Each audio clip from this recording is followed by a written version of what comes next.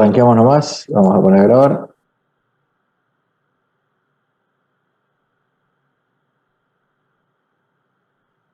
Bueno, lo que vimos recién se llamaban costos basados en funciones. Este es el método de costeo más tradicional. Existen costos, este es un modelo de costeo mucho más complejo, a su vez también mucho más preciso. Y básicamente, o lo más importante que es, o lo que plantea este modelo de costeo, es, primero, que los productos no consumen directamente recursos, sino que lo que consumen recursos son las actividades. Y para fabricar los productos o para transformar los productos, yo lo que necesito son actividades.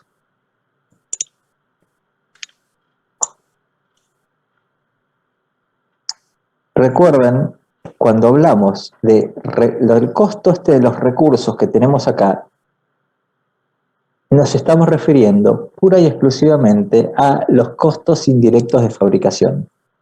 Acuérdense que los costos directos los vamos a asignar por rastreo directo.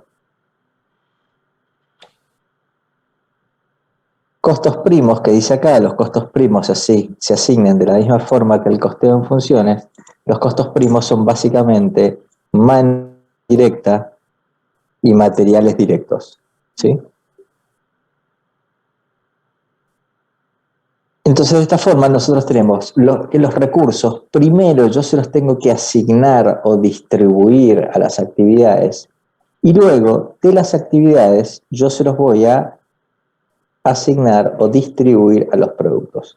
Entonces, lo primero que vemos acá es que podemos llegar a tener dos tipos de generadores. Un generador para asignar los recursos a las actividades con un generador, y luego de las actividades a los productos o clientes con otro generador. Este sistema de costeo, donde yo ya no pienso que el producto requiere de un recurso, como hablábamos recién, por ejemplo, en la barra de un boliche, de la mano de obra indirecta, en este caso, de la barwoman, sino que lo que va a necesitar el producto, en este caso el trago, son una cantidad de actividades que pueden ser, por ejemplo, preparación de las mezclas, mezclado, medida, agitado en los tragos, qué sé yo, no es el mejor ejemplo.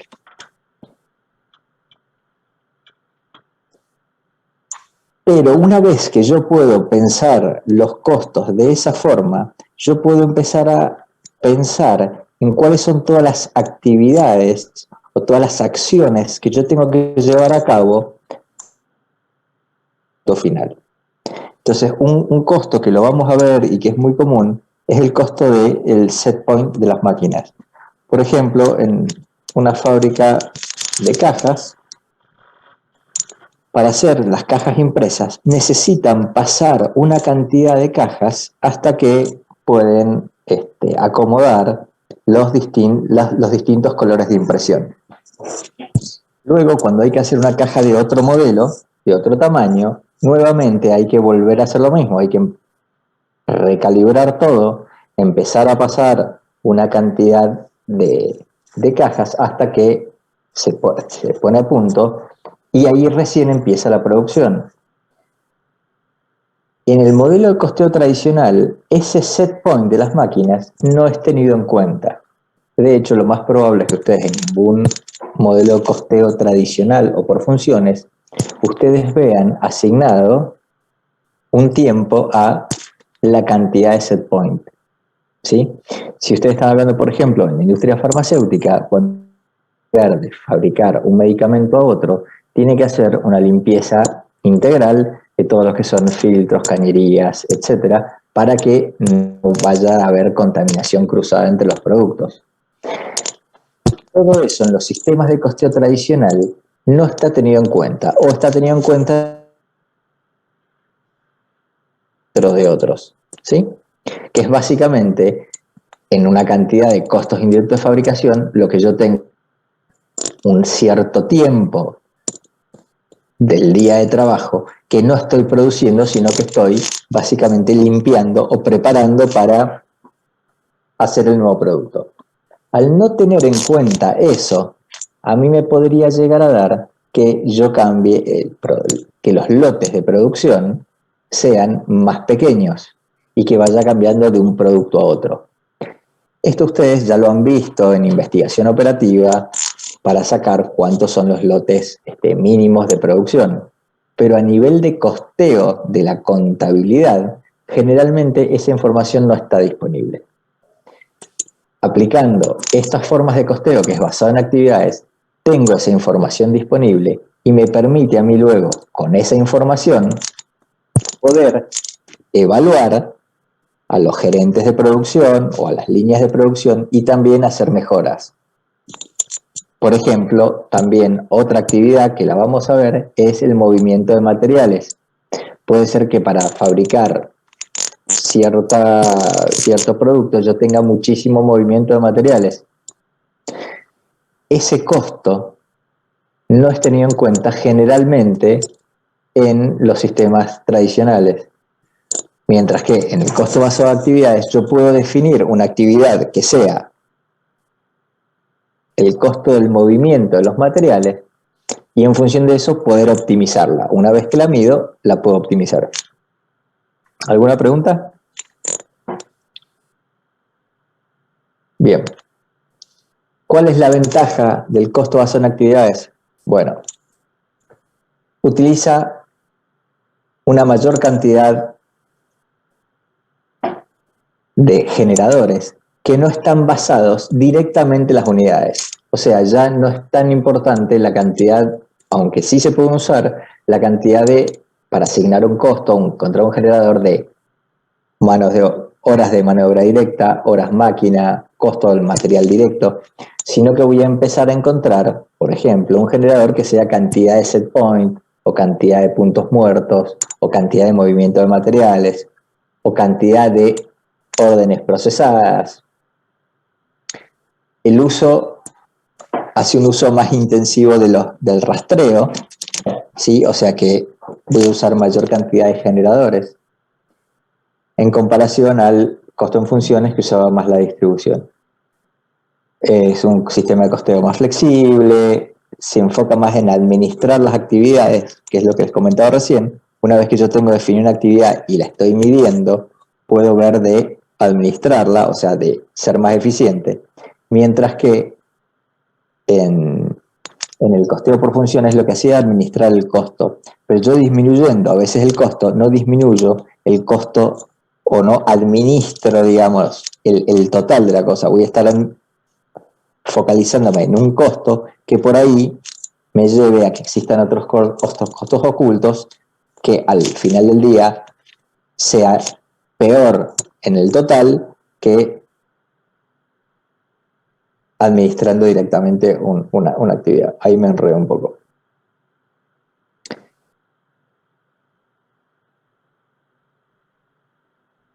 ¿Qué es lo primero que tenemos que hacer nosotros para definir un modelo del costeo ABC? Lo primero es pensar cuáles son las actividades que necesito llevar a cabo para fabricar mi producto. Entonces, nosotros recién teníamos, o si vemos un ejemplo de una empresa que fabrica dos tipos de tarjetas, unas tarjetas ordinarias y unas tarjetas aromatizadas. A su vez, fabrica 200.000 de las más comunes y 20.000 de las más premium, digamos, por año. Tenemos una cantidad de costos primos Los costos primos, acuérdense, son mano de obra directa y materiales directos. Y acá me dan una serie de datos, que es las horas de mano de obra directa, el número de preparaciones de máquina, o sea, la cantidad de set point que yo necesito para fabricar esa cantidad por año, la cantidad de horas que uso las máquinas, la cantidad de horas de inspección de las tarjetas y el número de desplazamiento, o sea, cuánto tengo que mover los materiales en número de desplazamientos, ¿sí? Una vez que yo logro plasmar todos los datos, si ustedes ven acá, yo voy a tener dentro de los costos indirectos para cada departamento, pero discriminados en el costo de preparar el equipo, el costo de el desplazamiento de los materiales, o sea, costo en unidades monetarias, el costo de la inspección de los productos y el costo de la preparación de las máquinas. Nosotros teníamos que, esto nos daban como dato porque es para este ejercicio, para calcular cada generador yo voy a tener, por ejemplo, el número de preparaciones de máquina para cada una de las tarjetas, las horas máquina, las horas de inspección y el número de desplazamiento. Entonces, si yo quisiera asignar el costo de las preparaciones de las máquinas basado en actividades, yo voy a tener que, por año, el costo de preparación de las máquinas preparación de los equipos son 240.000 pesos por año. Y a su vez, yo tengo 100 preparaciones de máquinas por año. Si yo calculo un generador, siempre entendiendo el generador como el costo, que son 240.000, dividido el número del generador, que son 100, a mí me va a dar que cada preparación del equipo me cuesta 2.400 pesos. Perdón, 2.400 pesos. ¿Sí?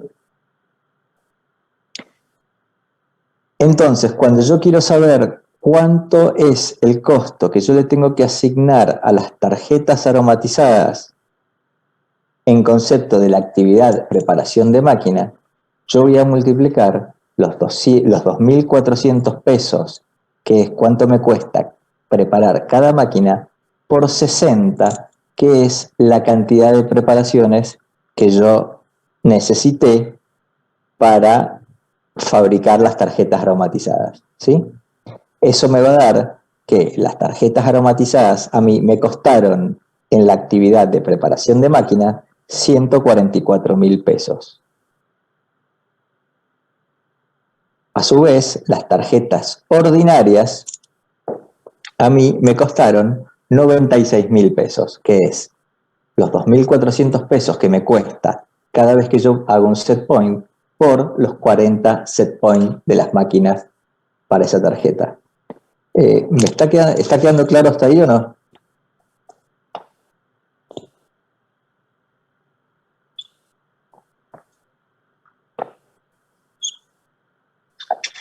Bien. Lo mismo, yo voy a definir. Bien. Acá me pregunta Matías los 60 y las 40 que eran. Bien.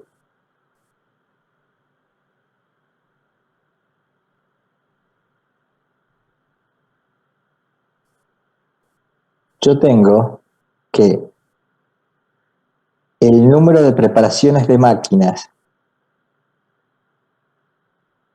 para fabricar tarjetas aromatizadas eran 60. O sea, para fabricar estas 20.000 unidades por año, de acuerdo al plan de producción, yo necesitaba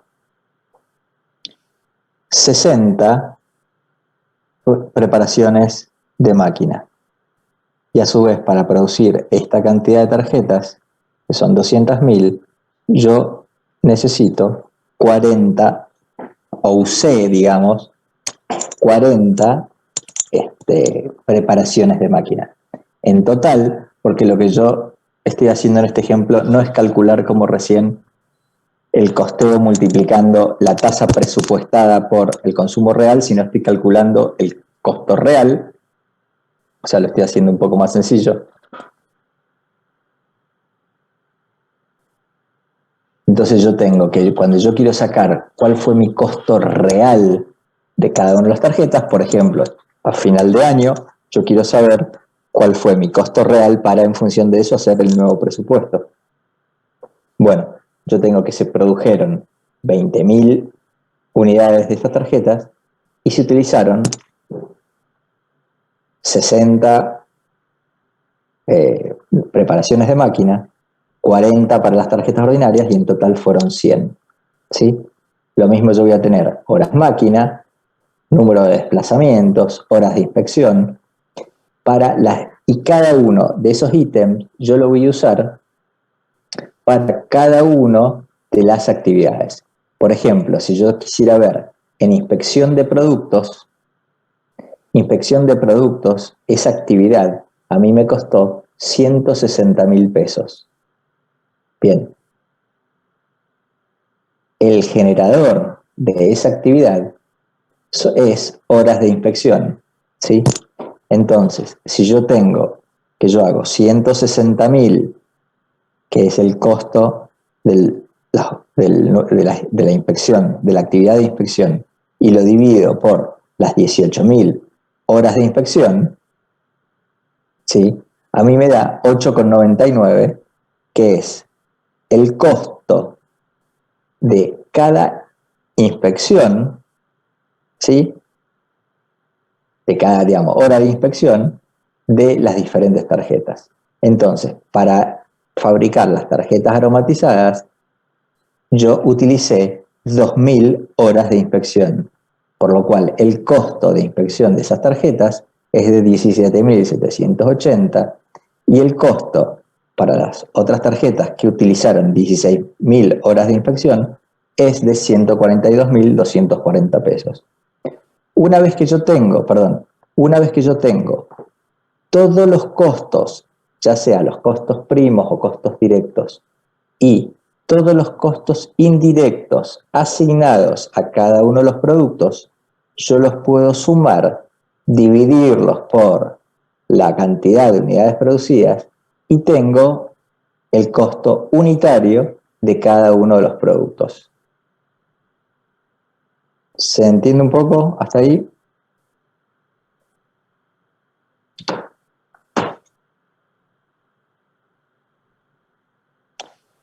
Bien. Esto lo van a ver mejor con los ejemplos. No es tan difícil como parece, digamos. Estos ejemplos estos cuadros son los que están en el libro, así que ustedes los van a ver, pero básicamente, cuando yo lo que hace es comparar los tres métodos de costeo, ya sea el basado en actividades con el de funciones utilizando una sola tasa para el total de los costos indirectos de fabricación, o utilizar distintas tasas para los distintos departamentos, y llego a estos costos de cada uno de los productos, que en este caso son los dos tipos de tarjeta. Como pueden ver, generalmente el costo basado en funciones es más o menos similar, pero tiene muchísima diferencia con el costo basado en actividades. ¿Esto qué quiere decir? De que si nosotros tomamos el costo basado en actividades como el correcto, que probablemente lo sea por el nivel de complejidad y profundidad, si nosotros calculamos o utilizamos en esta imprenta el costeo tradicional, vamos a estar pensando que las tarjetas aromatizadas nos cuestan alrededor de 12 pesos y estaríamos dispuestos a vender a 15, sí, sería a 17, por ejemplo, si alguien me dice, mira, hay una orden de compra a 17 pesos para esas tarjetas, bueno, si mi costo es 12 y lo voy a vender a 17, puede ser un margen interesante. Sin embargo, lo estoy vendiendo por debajo de mi costeo total, ¿sí? O sea, lo estoy vendiendo por debajo de lo que me cuesta producirlo. Y esto estamos hablando a nivel encima operativo. Después nos vamos a meter con los costos financieros. ¿Eso qué quiere decir? Que en el largo plazo, una empresa que costee mal o que lleve mal sus costos,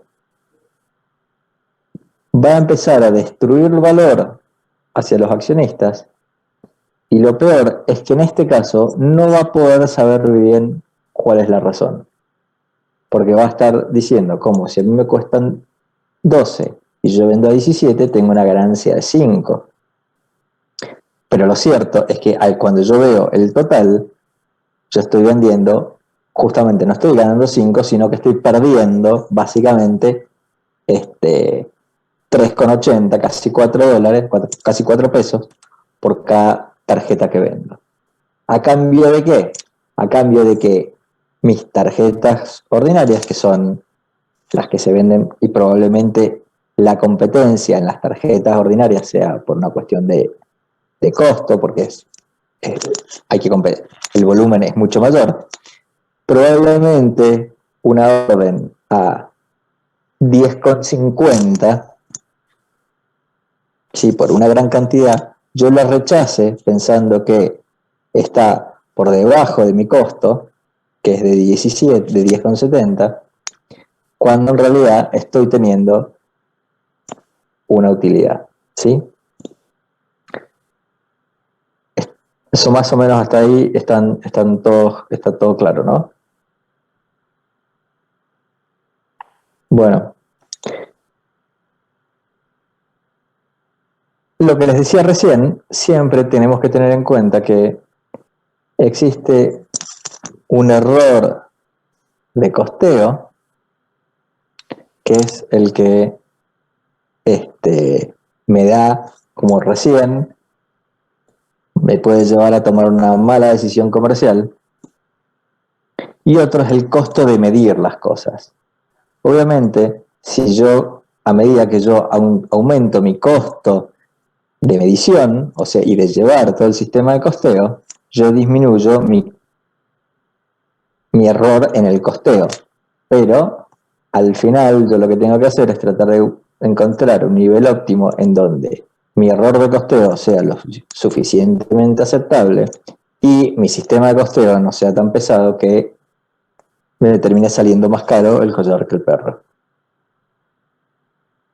Acá María me dice que tiene una duda de la diapositiva anterior.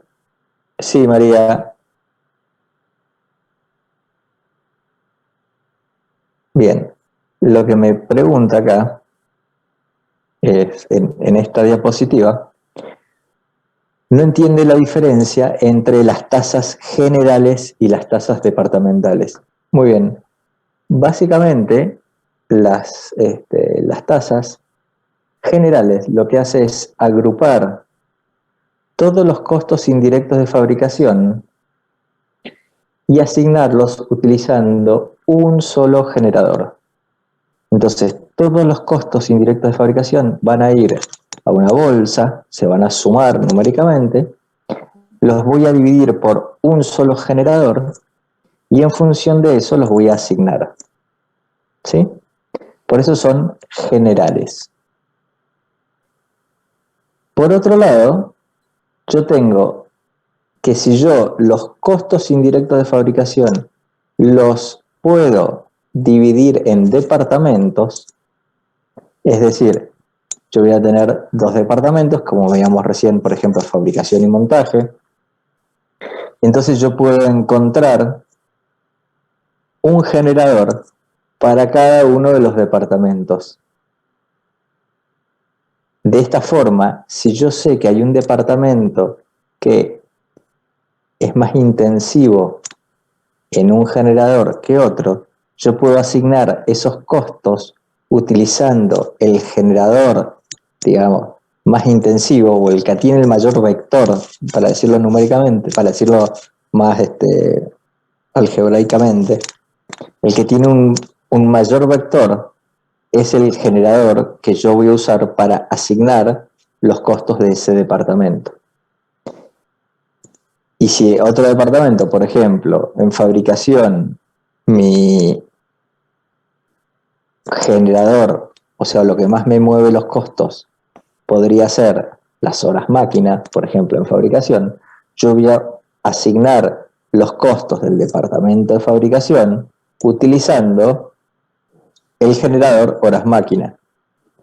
Mientras que si en ensamblaje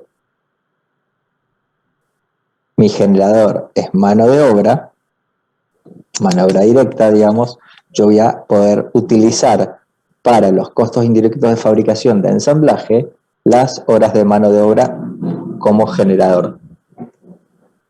Si yo utilizara una tasa general, no, yo voy a agarrar todos los costos y voy a decir, bueno, estos costos los asigno utilizando, por ejemplo, horas máquina. Y voy a usar una sola tasa. No sé si quedó claro.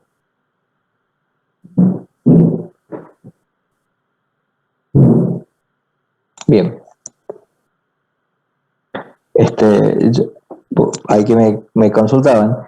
Los he silenciado todos porque si no después quedan los micrófonos abiertos y empieza a haber ruido en off, ¿sí? Me hacen las preguntas acá por el chat y yo cada tanto miro y volvemos para atrás, no hay problema. Bien. ¿Cómo hacemos nosotros para diseñar un sistema de costos basado en actividades, ABC, que quiere decir Activity Based Cost?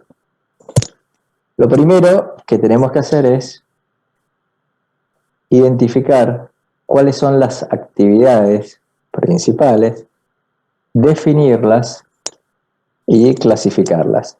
Básicamente clasificarlas quiere decir ver si son primarias o secundarias. Bien, ¿esto qué quiere decir?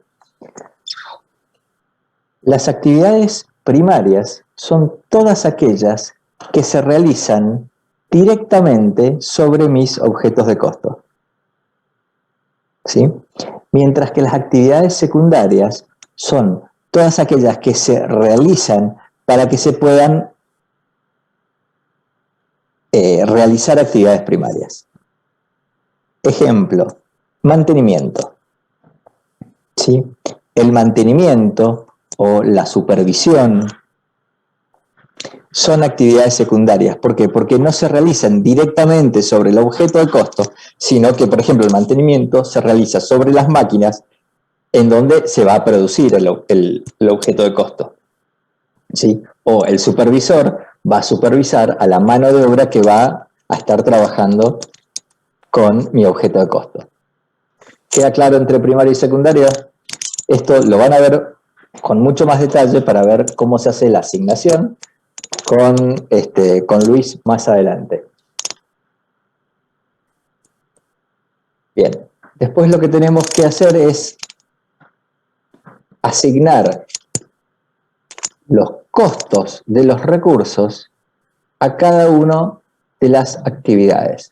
Y esto se hace utilizando, ya sea o el rastreo directo o un driver, digamos, un generador, ¿sí? Entonces ahí tenemos el primer generador y lo que estamos haciendo es agarrar todos los recursos que tenemos, que básicamente salen de la contabilidad de la empresa, y asignárselos a cada una de las actividades que acabamos de definir. ¿Utilizando qué? Utilizando el primer generador, ¿sí? Una vez que ya tenemos todas las actividades con sus costos, ¿sí? Todas las actividades ya tienen un costo. Por ejemplo, lo que veíamos recién, inspección, 200.000 pesos. Movimiento de materiales, 50.000 pesos.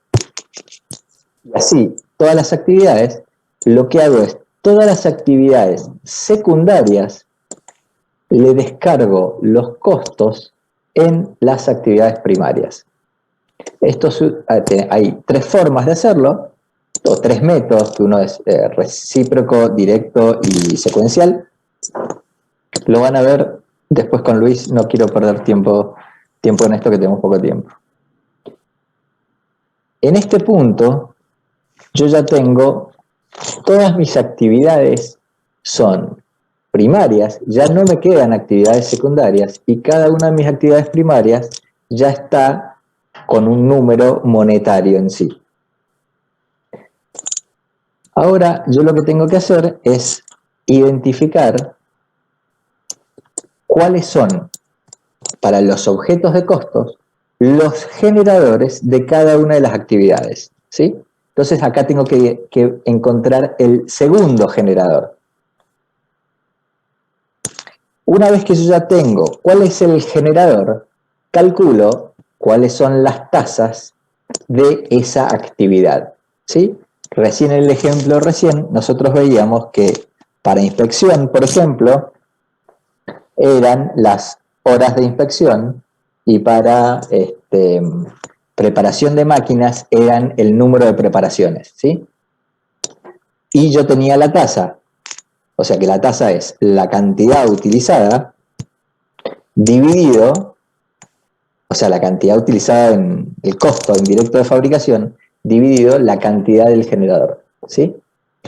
Una vez que yo ya tengo eso, yo ya puedo ver, teniendo en cuenta cuánto es lo que me consumió cada una de las actividades para cada uno de los objetos de costo, y puedo asignárselos. Bien, hemos terminado un poco rápido. Les pido disculpas, es un tema bastante engorroso.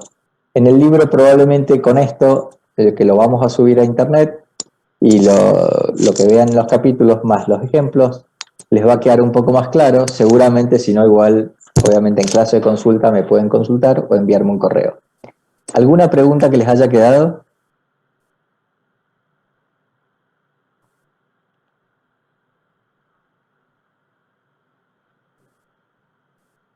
Bien. Este tema lo tienen que ver por el libro Hansen y Mowen, y es el capítulo 4 y 5. O el 4 o el 5, no tengo presente si es solamente el 4 o el 4 y el 5. Pero ahí van a ver, se llama costeo basado en actividades, lo tienen que ver por ahí, eso es lo que se toma, los ejemplos son básicamente ahí, se los voy a igual subir a la página de la facultad para que los puedan ver.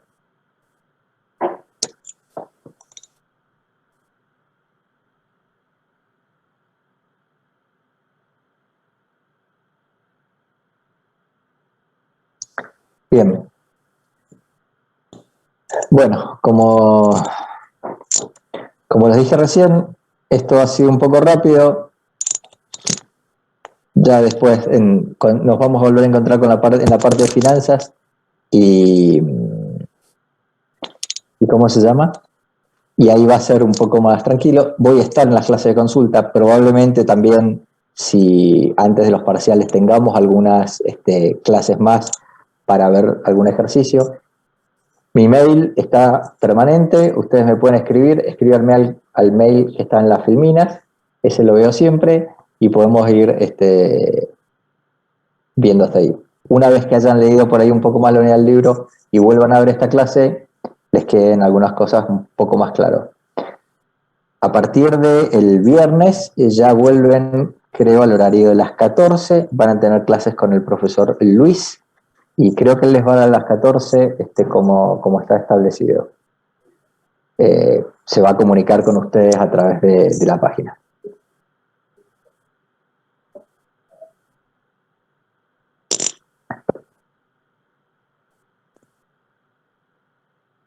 Bueno, si no tienen ninguna otra pregunta, queda un minuto para que se termine la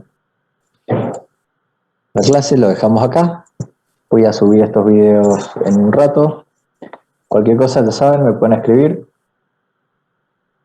Que tengan buenas tardes.